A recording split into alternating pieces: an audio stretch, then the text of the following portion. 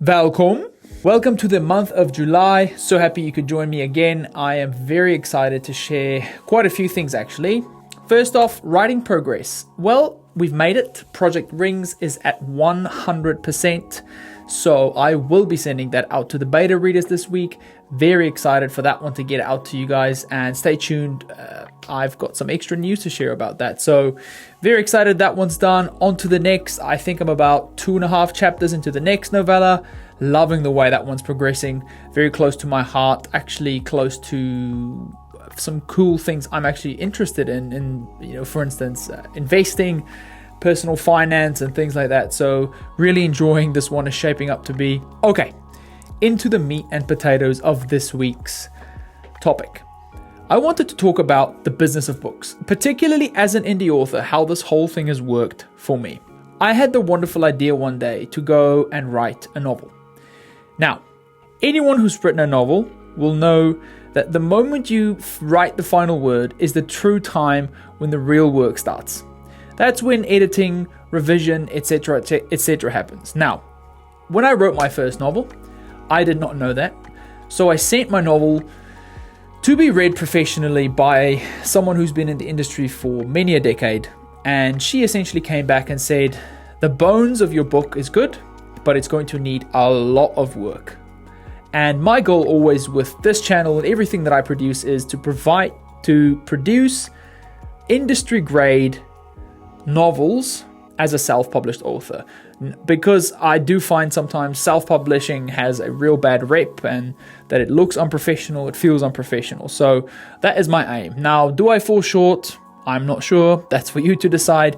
But that is really my aim with this, is to actually just improve and to the point where my books feel like industry standard books.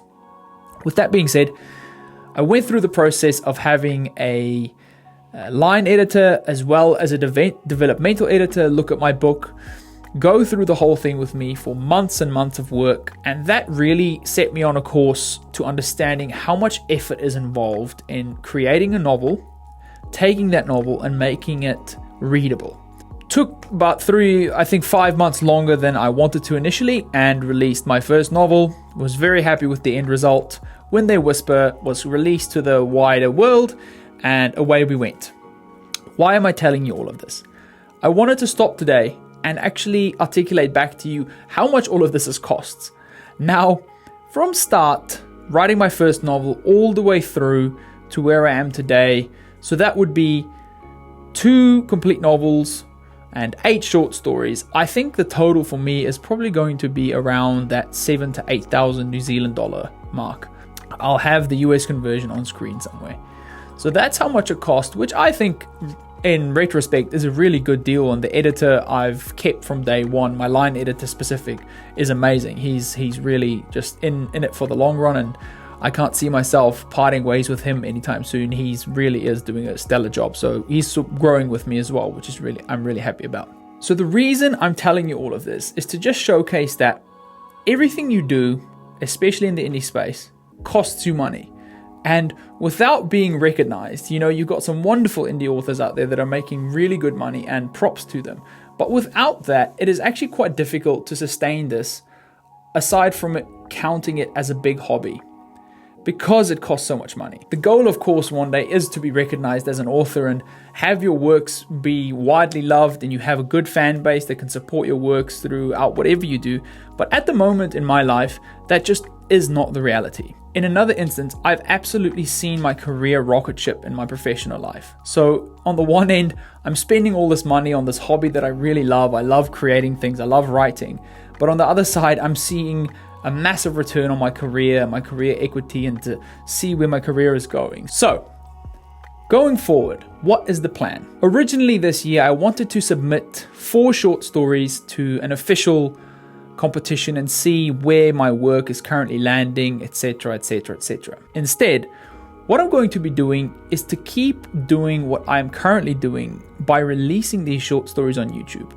Gauss, the last short story I released, and probably one of my favorite works I've ever written, is actually doing quite well. The retention on that novel on YouTube is doing really, really well. So the focus for the next 2 years will be to build my community on YouTube.